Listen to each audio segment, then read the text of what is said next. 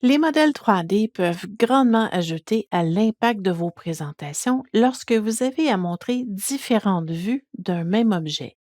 La démonstration portera sur des modèles 3D directement offerts par Microsoft, mais sachez que vous pourriez avoir vos propres modèles 3D et les insérer à partir de votre ordinateur et ainsi être en mesure d'avoir un élément qui est adapté à votre industrie. Voyons comment les insérer maintenant. Si vous avez un espace réservé, on peut cliquer tout simplement sur Modèle 3D. Ou encore, changeons la disposition pour vide, passons par Insertion, Modèle 3D. On arrive à la bibliothèque de modèles 3D offerte par Microsoft.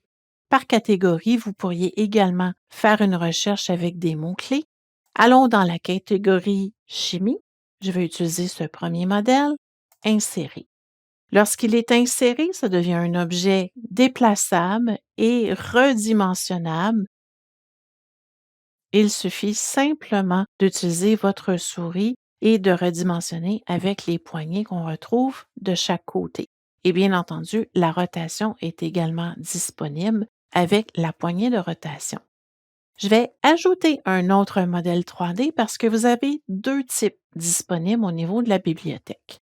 Lorsqu'on revient ici, choisissons cette fois-ci les animaux, choisissons cette abeille et remarquez, vous avez ici une petite icône qui semble démontrer de l'animation et c'est effectivement ce que c'est.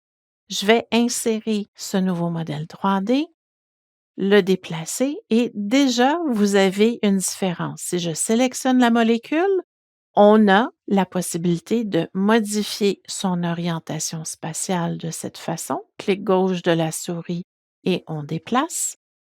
Au niveau de l'abeille, même chose, on peut déplacer, orientation différente, mais regardez, vous avez une animation qui est déjà intégrée.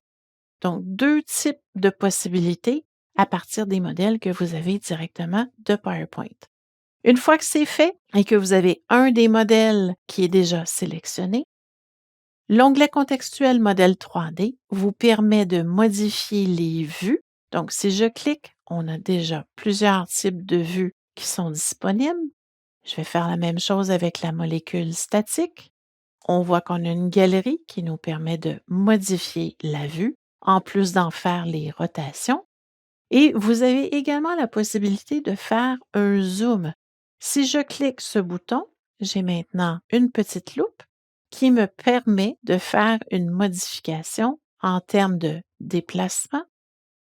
Et au niveau du zoom, je peux tout simplement glisser ma souris avec le clic gauche enfoncé et j'ai la possibilité de rendre beaucoup plus gros ou plus petit l'objet 3D qui est sélectionné.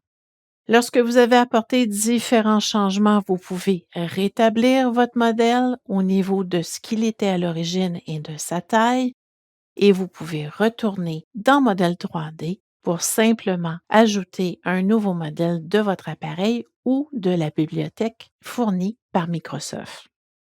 Vous avez maintenant un aperçu de comment utiliser les modèles 3D. Je vous invite à aller faire des vérifications au niveau de la bibliothèque des modèles, faites des recherches et peut-être trouverez-vous certains qui sont adaptés à votre industrie.